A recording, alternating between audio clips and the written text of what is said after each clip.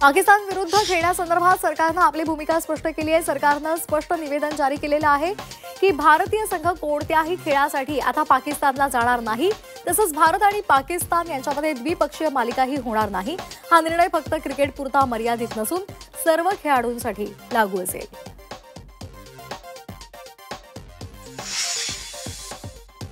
भारतीय संघ पाकिस्तानमध्ये जाणार नसला तरी सरकारने आणखी एक बाब स्पष्ट केली आहे। आंतरराष्ट्रीय स्पर्धांमध्ये भारतीय संघ आणि खेळाडू पाकिस्तान विरुद्ध खेळतील। सरकारच्या या निर्णयामुळे क्रिकेट फॅन्स आणि आशिया चषक आयोजकांना दिलासा मिळालाय। आता 14 सप्टेंबरला भारत आणि पाकिस्तानचे संघ आशिया कपमध्ये एकमेकांविरुद्ध भिडताना दिसतील।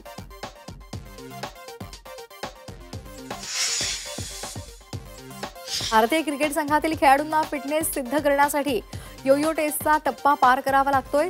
त्यामध्येच आता बीसीसीआयने खेळाडूंच्या फिटनेससाठी नवा फंडा आजमावण्याचा निर्णय घेतलेला आहे। संघामध्ये स्थान मिळवण्यासाठी प्रत्येक खेळाडूला सेंट्रिक बॉन्को टेस्टला सामोरं जावे लागणार आहे। खेळाडूंचा फिटनेस मेंटेन ठेवण्यासंदर्भात एरोबिक कॅपॅसिटी उंचावण्याच्या उद्देशाने ही टेस्ट लागू करण्याचा निर्णय घेतलाय। रणजी स्पर्धेचा हंगाम सुरू होण्यापूर्वीच अजिंक्य रहाणेनं मोठा निर्णय घेतलेला आहे। अजिंक्य रहाणेनं मुंबईच्या कर्णधार पदाचा राजीनामा दिलेला आहे। रहाणेनं आपल्या सोशल मीडिया अकाउंटवरून ही माहिती दिली आहे।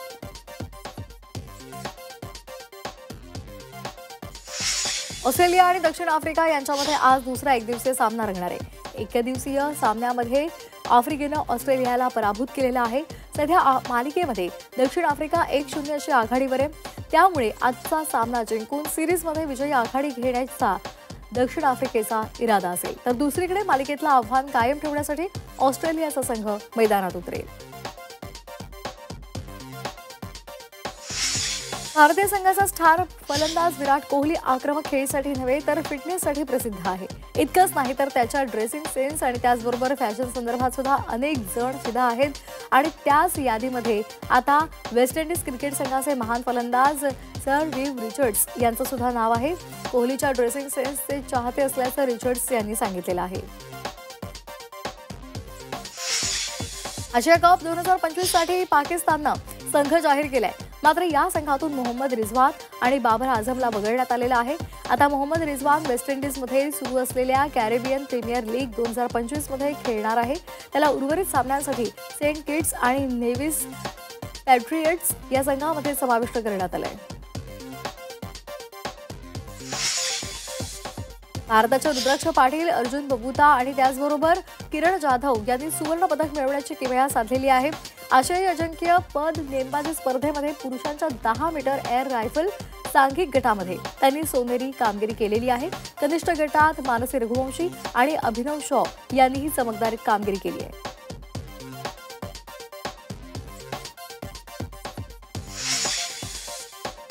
हांगझो इथे होणाऱ्या आशिया चषक स्पर्धेसाठी भारताच्या 20 सदस्यीय हॉकी महिला संघाची घोषणा करण्यात आलेली आहे। अनुभवी बचावपटू सलीमा टेटेकडे कर्णधार पदाची धुरा कायम ठेवण्यात आली आहे। या स्पर्धेतील विजेता संघ 2026च्या महिला विश्वचषक स्पर्धेसाठी पात्र ठरेल। American open grand slam tennis स्पर्धेमध्ये मिश्र दुहेरीमध्ये सारा इराणी आणि त्याचबरोबर आंद्रेया वावासोरीचं वर्चस्व कायम राहिलेलं आहे।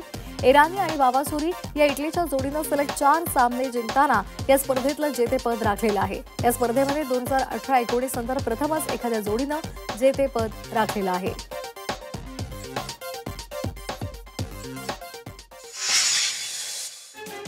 आणि आता घेणार आहोत इतर महत्त्वाच्या बातम्यांचा सुद्धा वेगवान आढावा। नील नितीन मुकेश आणि दिव्या खोसला यांचा एक चतुर नार या सिनेमाचा ट्रेलर हा प्रदर्शित झालेला आहे।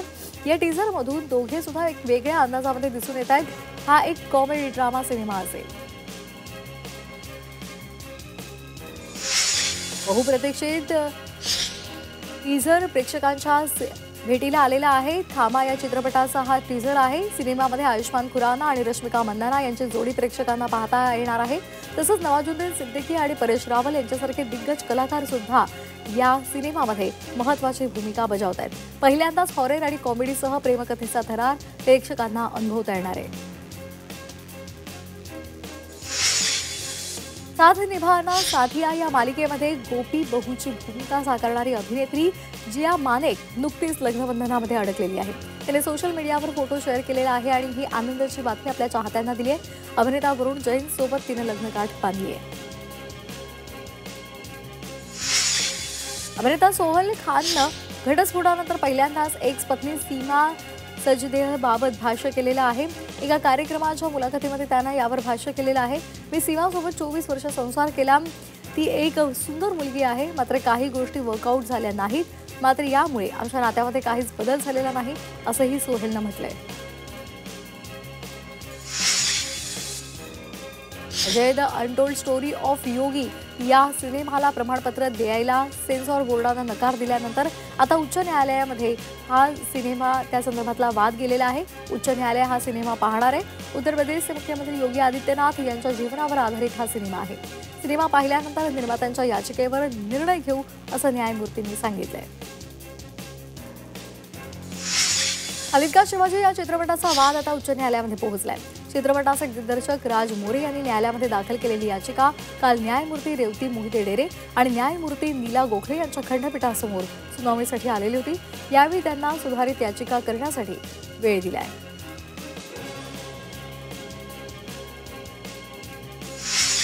राज्य सरकारी कर्मचाऱ्यांना गणेशोत्सवाच्या पार्श्वभूमीवर ऑगस्ट महिन्याचा पगार 5 दिवस आधीच मिळणार आहे. त्यांच्या बँक खात्यामध्ये जमा होणार आहे.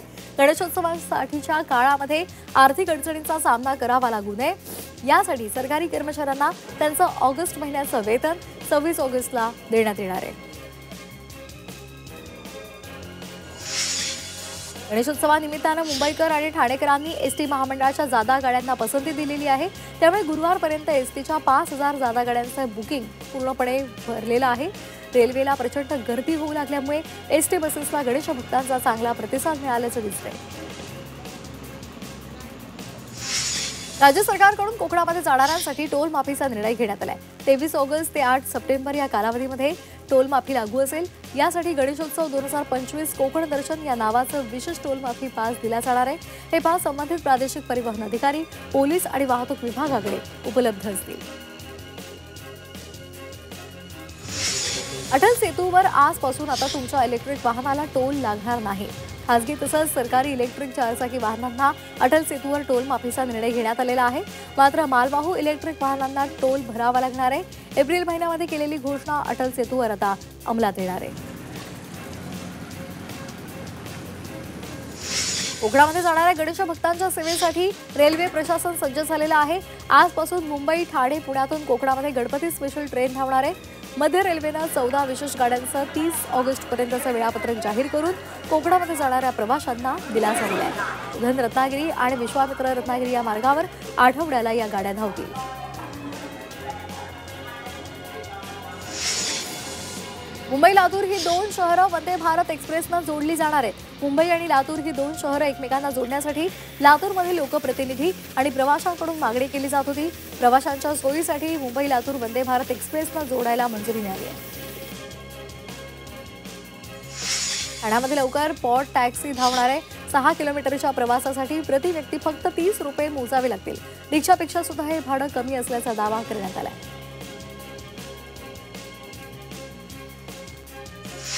कोल्हापुरातील शिवाजी विद्यापीठाच्या नियोजित परीक्षा पुढे ढकलण्यात आल्या. कोल्हापूर जिल्ह्यामध्ये निर्माण झालेल्या पूरस्थितीमुळे हा निर्णय घेण्यात आलाय. बीटेक अभ्यासक्रमाच्या 2 विषयांचे पेपर पुढे ढकलले आहेत. यानुसार 21 ऑगस्टचा पेपर 4 सप्टेंबरला होणार आहे, तर 22 ऑगस्टचा पेपर 8 सप्टेंबरला घेतला जाईल. वैद्यकीय अभ्यासक्रमाच्या प्रवेशांसाठी घेण्यात आलेल्या नीट परीक्षेच्या निकालानंतर आता MBBS साठीची पहिली निवड यादी जाहीर झाली आहे. या यादीमध्ये 8100 जणांचा समावेश असून राज्यामध्ये सर्वाधिक 1203 विद्यार्थी लातूरचे आहेत. मुंबईतील भेंडी बाजार, मस्जिद बंदर, पांढरे, सांताक्रूज, कुलाबा, कफ परेड या भागामध्ये सर्वाधिक दूषित पाणी पुरवठा होत आहे. मुंबई महापालिकेच्या वार्षिक पर्यावरण अहवालातून ही धक्कादायक माहिती समोर आली आहे. मरीन ड्राईव्ह, काळबादेवी आणि विद्याविहार, विक्रोळी, पार्क साईट या विभागांमध्ये, त्याचबरोबर मालवणी मठ, मालाड या भागांमध्ये दूषित पाण्याची टक्केवारी मात्र 0 आहे.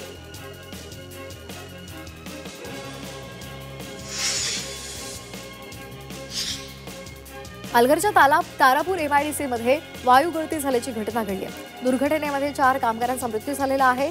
2 जण गंभीर असल्याची सुद्धा माहिती मिळते।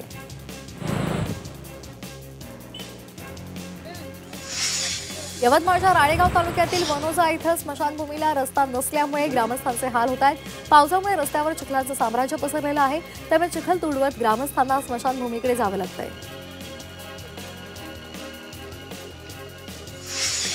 नाशिकच्या चांदोरीमध्ये पूरस्थिती निर्माण झालेली आहे। गोदावरी नदीच्या पाणी पातळीमध्ये मोठी वाढ झाली आहे। खंडेराव महाराज मंदिर आणि हेमाडपंथी मंदिर पाण्यामध्ये बुडालेलं आहे, तसंच परिसरातील पिकांचंही मोठं नुकसान झालंय। नाशिकमधील सायखेडा गावाजवळ गोदावरी नदीचं पाणी पात्राबाहेर आलेलं आहे। या ठिकाणी स्मशानभूमी आणि अनेक घरांना पाण्यानं वेढा घातलेला आहे।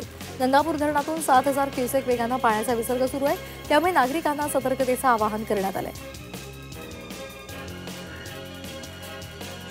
या देवघर धरण 98% भरलंय। पाणलोट क्षेत्रामध्ये पाऊस वाढल्यामुळे पाणी पातळीमध्ये वाढ झालेली आहे, त्यामुळे नदी पात्रामध्ये 2535 क्युसेकनं विसर्ग सुरू आहे।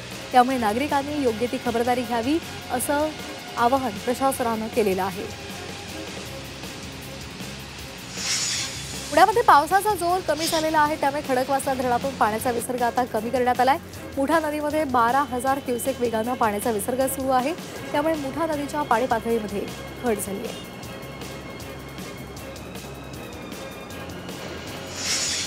निफाडच्या नांदूर बंधेश्वर धरणाचे 8 दरवाजे उघडण्यात आलेले आहेत।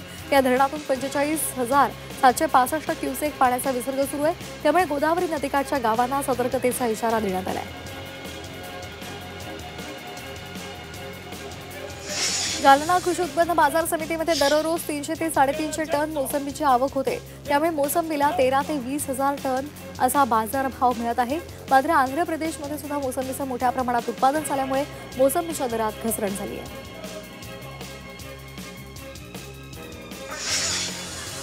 लातूरमधील किल्लारी ग्रामदैवत निळकंठेश्वर यात्रेचा पालखी सोहळा पार पडलाय। 10 दिवसांपासून सुरू असलेल्या यात्रेमध्ये 6 लाख भाविक सहभागी झालेले होते। टाळ मृदंग आणि ढोल ताशांच्या गजरामध्ये पालखीची मिरवणूक काढण्यात आली।